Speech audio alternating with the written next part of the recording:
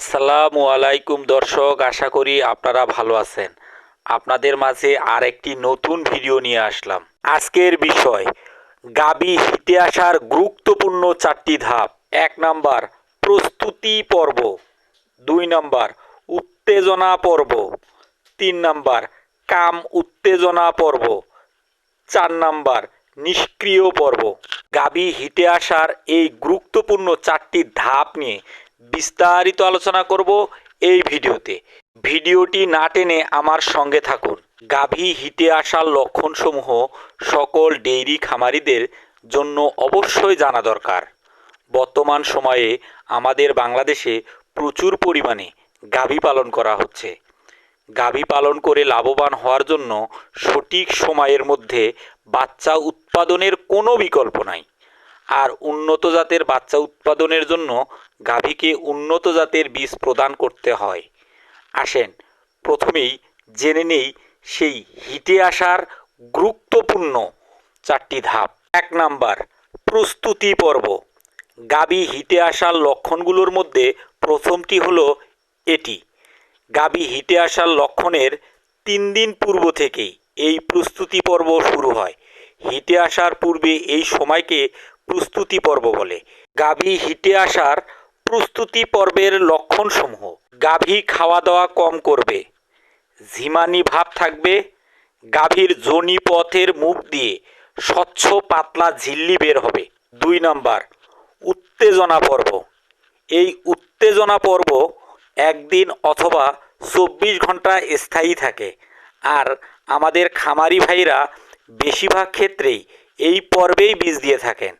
এই পর্বে বীজ দিলে কনসেপ্ট না করার হার 98%। সুতরাং এই ধাপে কখনো গাভীকে বীজ বা সিমেন্ট দেওয়া যাবে না। গাভী হিটে আসার উত্তেজনা পর্বের কিছু লক্ষণ প্রকাশ পায়।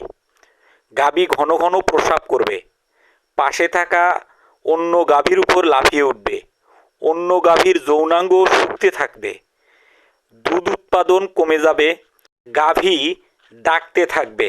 3 নাম্বার কাম উত্তেজনা পর্ব। এটি হলো গাভীকে বীজ দেওয়ার সঠিক সময়। এই পর্বের স্থায়িত্বকাল 1 থেকে 2 দিন। এই সময় বীজ দিলে কনসেপ্ট করার হার 99%। এই সময় গাভীর কিছু লক্ষণ প্রকাশ পায়। গাভী খাওয়া কমিয়ে দেয়, গাভী ছটফট করে, অনবরত ডাকতে থাকে। 4 নাম্বার নিষ্ক্রিয় পর্ব। গাভী হিটে আসার লক্ষণের শেষ ধাপটি থাকে 15 দিন। যদি গাভীকে বীজ না দেওয়া হয় তাহলে গাভীর জরায়ু থেকে বের হওয়া ডিম্বাণুগুলো মারা যাবে এবং গাভীর সমস্ত জননাঙ্গ স্বাভাবিক হবে। এরপর কয়েকদিনের মধ্যে আবার হিটে আসার ধাপগুলো শুরু করবে। এই সময়কে নিষ্ক্রিয় পর্ব বলে। গাভী হিটে আসার এই গুরুত্বপূর্ণ 4টি ধাপ সকল খামারিদের খুব গুরুত্বতার সাথে দেখতে হবে। আমার ভিডিওটি ভালো লাগলে লাইক, কমেন্ট, শেয়ার করে অন্যকে দেখার সুযোগ দেবেন।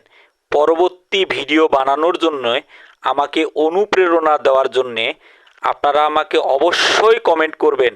কোনো প্রশ্ন থাকলে জিজ্ঞাসাও করতে পারেন। ভালো থাকবেন, ধন্যবাদ।